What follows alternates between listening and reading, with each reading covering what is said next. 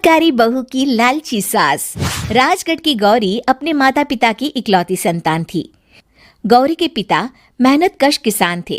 वो सारा दिन खेतों में काम करते। गौरी अपनी माँ का किचन में हाथ बटाती। वो जंगल से लकड़ियां बीनती और माँ के चूल्हे में मदद करती।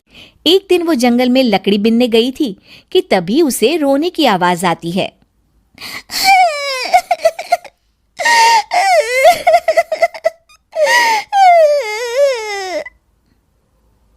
अरे, यहाँ कौन रो रहा है? इस जंगल में भला किसी के रोने की आवाज? जरूर कोई जंगल में फंस गया होगा।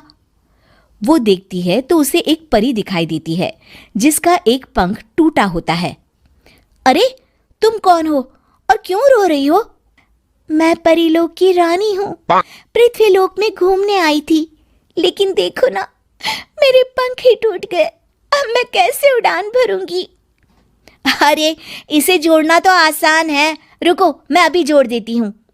ये कहकर गौरी लकड़ी और रस्सी की सहायता से पंखों को जोड़ देती है। परी अपने जुड़े हुए पंखों को देखकर खुश हो जाती है और गौरी को वरदान देती है कि वो पूर्णिमा की रात किसी भी चीज को हाथ लगाएगी तो वो सोने की हो जाएगी। लेकिन गलती से अगर उसने किसी इंसान को छू लिया तो वो अगली पूर्णिमा तक सोने का ही रहेगा। गौरी घर आती है और सारी बात अपने माता पिता को बताती है। गौरी की माँ उसे कहती है, तू भी ना गौरी, सारा दिन परियों की कहानियां पढ़कर स्वप्न लोक में ही रहती है। नहीं माँ, मैं सच बोल रही हूँ। देखो, आज पूर्णिमा की रात है ना, इसलिए डर के मारे मैं कोई सामान भी नहीं छू रही हूँ। अच्छा, ऐसी बात है बिटिया रानी, तो जरा इस घड़े को हाथ लगा दे। गौरी घड़े को जैसे ही हाथ लगाती है वो सोने का हो जाता है। गौरी के माता पिता घड़े को देखकर हैरान रह जाते हैं। अगले दिन गौरी के पिता उस घड़े को सुनार के पास बेचने जाते हैं तो रास्ते में उन्हें कंचा काकी मिलती है। वो सोने का घड़ा देखकर गौरी के पिता से पूछती है, अरे गौरी के बापू, ये पीतल तो बड़ा चमक रहा है। अरे काकी, ये पीतल नहीं, सोना है, सोना। बेचने ले जा रहा हूँ। अरे, कहीं कोई लॉटरी लग गई है क्या? इतना सोना? गौरी के पिता काकी को गौरी को परी द्वारा दिए वरदान के बारे में बताते हैं। काकी गौरी के पिता की बात सुनकर सोच में पड़ जाती है और फिर अगले दिन काकी गौरी के घर आती हैं। गौरी के बापू, तुम्हारे लिए मैं एक खुशखबरी लाई हूँ। तभी गौरी की माँ पूछती है, क्या खुशखबरी है काकी? अरे, तुम्हारी बेटी का रिश्ता मैं अपने बेटे से करना चाहती हूँ। अरे, कब तक अपनी सयानी लड़की को घर पर बिठा कर रखोगी? हाँ, देखो काकी, मैं ऐसे ही व्यक्ति से अपनी बेटी की शादी कराऊंगा जो गौरी के वरदान से नहीं, उसके गुणों को समझे।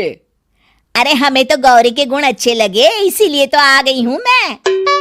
फिर गौरी के माँ बाप मान जाते हैं और उसकी शादी काकी के बेटे से हो जाती है। अगले दिन, अरे गौरी, कल पूर्णिमा की रात है। तुम्हारे पिताजी परी के वरदान के बारे में बता रहे थे, तो मैं ना कुछ चीजें रख दूंगी, जरा हाथ लगा देना। तभी गौरी का पति वहां आ जाता है और अपनी माँ से कहता है, माँ, क्या जरूरत है गौरी के वरदान को इस्तेमाल करने की? वैसे भी मेरी मेहनत से घर तो चल ही रहा है ना। और गौरी के पिता ने भी यही कहा था कि वो ऐसे ही व्यक्ति से उनकी बेटी की शादी करेंगे जो गौरी के वरदान से नहीं, उसके गुणों को समझे। अरे बस कर किताबी बातें। तेरे लिए क्या लड़कियों की कमी थी जो मैं ये किसान की बेटी घर ले आती? और सुन गौरी, कल अगर तूने सारी चीजों को सोने का नहीं किया तो मैं तुझे घर से निकाल दूंगी और अपने बेटे की दूसरी शादी करवा दूंगी, समझी? इतना कहकर गौरी की सास वहां से चली जाती है। अगली पूर्णिमा की रात गौरी की सास गौरी के सामने ढेर सारे बर्तन रख देती है और कहती है, जल्दी कर गौरी, रात खत्म हो जाएगी। जल्दी जल्दी इन सारे बर्तनों को हाथ लगाकर सोने का कर दे।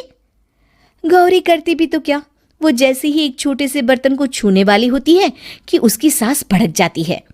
क्या मजाक बना रखा है? इतने छोटे से बर्तन में क्या होगा? ये ले, ये बड़ा वाला बर्तन। जैसे ही बड़ा सा बर्तन लेकर गौरी की सास उसकी तरफ बढ़ती है, वैसे ही बर्तन के बाहर से वो धड़ाम से गिर जाती है। सास को गिरा देख गौरी उन्हें संभालने दौड़ती है और वो सास को हाथ लगाकर कहती है, अरे सासू माँ, क्या हो गया आपको? कहीं चोट तो नहीं लगी ना? लेकिन जैसे ही वो हाथ सास से हटाती है तो देखती है कि उसकी सास सोने की हो गई है। गौरी सोनी की सास को देखकर रोने लगती है और अपने पति से कहती है, मुझे परी ने कहा था कि अगर मैं किसी इंसान को हाथ लगाती हूँ तो वो अगली पूर्णिमा तक सोने का ही रहेगा। अब मैं क्या करूँ? अरे करना क्या है, माँ को उठाकर अलमारी में रख दो। और हाँ, लालच का फल बुरा ही होता है। ज्यादा बड़े बर्तन को सोने का बनाने के चक्कर में माँ का ये हाल हुआ है। ये कहकर वो दोनों माँ की तरफ देखने लगते हैं।